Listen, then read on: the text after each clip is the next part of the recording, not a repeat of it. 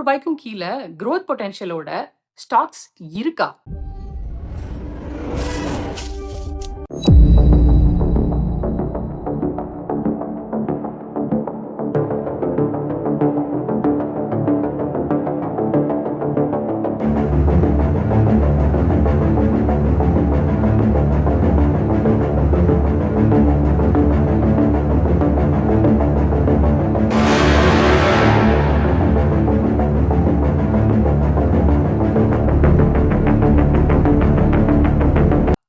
Friends, welcome back to the channel.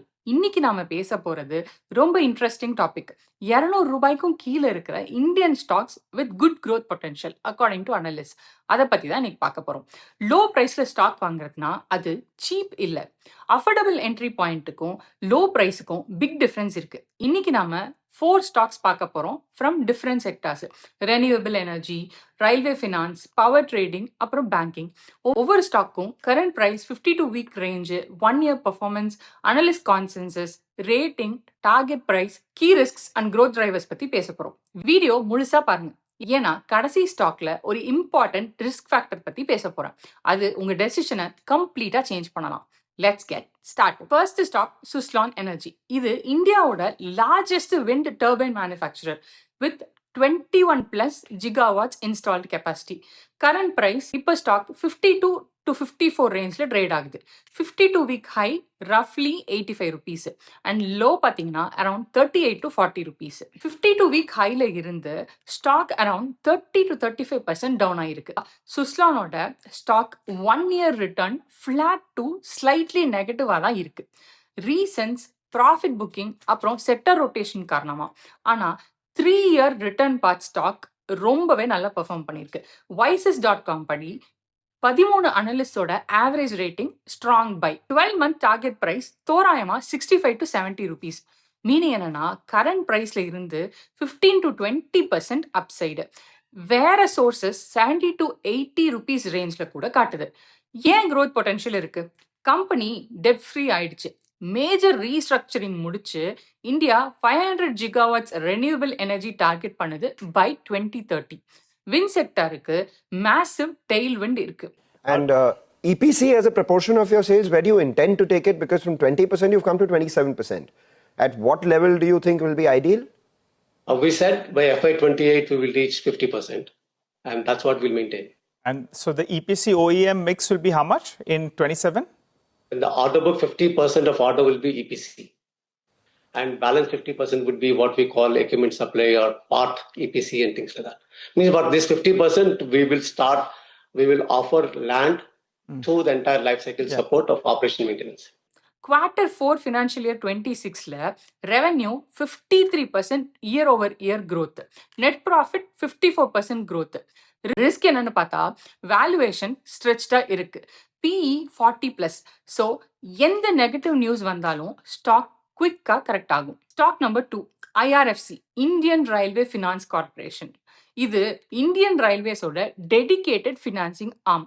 Government of India majority ownership and strategic support இருக்கு. Current price 89 to 90 rupees ரேஞ்ச்ல trade ஆகுது.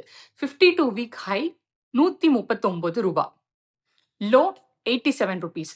இது ஹைல இருந்து 35 to 36% down இருக்கு. 1 இயர் பர்ஃபார்மன்ஸ் பார்த்தா ஸ்டாக்கு சிக்னிஃபிகன்ட்லி அண்டர் பெர்ஃபார்ம் பண்ணியிருக்கு. ஹை வேல்யூவேஷன்ல இருந்து கரெக்ட் ஆகி இப்போ 52 வீக் லோக்கு பக்கத்துல ட்ரேட் ஆகுது. அனலிஸ்டோட கான்சென்சஸ் என்னன்னா இங்க அனலிஸ்ட்க்கு நடுவுல பிக் டைவர்ஜென்ஸ் இருக்கு.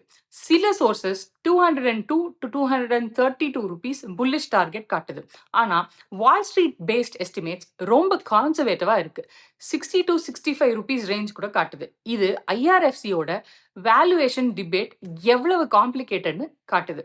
பாசிட்டிவ்ஸ் என்னன்னா IRFCக்கு கிரெடிட் ரிஸ்க் ரொம்ப கம்மி. ஏன்னா மேஜர் எக்ஸ்போஷர் இந்தியன் ரயில்வேஸ் ஈகோசிஸ்டம்க்கு இருக்கு. டிவிடெண்ட் ஈல்ட் ரொம்ப அட்ராக்டிவ். அப்ராக்சிமேட்லி 4.4% இந்தியாவோட ரயில்வே இன்ஃப்ராஸ்ட்ரக்சர் கேபெக்ஸ் கண்டினியூஸா ஏறிக்கிட்டே இருக்கு. ரிஸ்க் என்னன்னா IRFCயோட ப்ராஃபிட் மார்ஜின்ஸ் ரெகுலேட்டடா இருக்கு. Government budgetary supports were very high for last couple of years. So in the last quarter of FY25, we decided to diversify And that perhaps is going to be a game changer for this company. ரயில்வேஸ்னால இது fixed. So explosive growth expect பண்ண முடியாது. இது ஒரு stable core holding கேட்டகரியில வரும். Multi bagger கேட்டகரியில இல்ல. Stock 3 Indian energy exchange IEX. இந்தியாவோட leading power or electricity trading platform. Current price பார்த்தீங்கன்னா 120 இருந்து 25 rupees ரேஞ்சில் ட்ரேட் ஆகுது. 52 week high 211 to 215 rupees. Low 114 rupees. இது ஹைல இருந்து almost 40 to 45% down. Stock last 1 இயர்ல சிக்னிஃபிகண்ட் கரெக்ஷன் பார்த்துருக்கு. வீக் பர்ஃபார்மர்னு சொல்லலாம். அனலிஸ்டோட கான்சென்சஸ் ஓவரால் ரேட்டிங் ஹோல்டு. சில சோர்சஸ் நியூட்ரல்னு கூட சொல்றாங்க. டார்கெட் பிரைசஸ் ரொம்ப வைட் ரேஞ்ச்ல இருக்கு. 135 to 146 rupees மாடரேட் அப்சைட்ல இருந்து கான்சர்வேட்டிவா 100 rupees வரைக்கும். ஏன் ஸ்டாக் ஃபால் ஆயிருக்கு? நியூ பவர் எக்ஸ்சேஞ்சஸ் வந்ததுனால காம்படிஷன் இன்க்ரீஸ் ஆயிருக்கு. Market share, pressure concerns, regulatory changes in power market design. மிகப்பெரிய ரிஸ்க் என்னன்னா central electricity regulatory commission CERC கொண்டு வர போற மார்க்கெட் கப்ளிங் பாலிசி தான். So on that basis, we were maintaining that probably it will not happen. But now the order is there, and order talks about initiating the process for implementation of market coupling only for day-ahead market. So order also touch upon other segment, which is real-time market.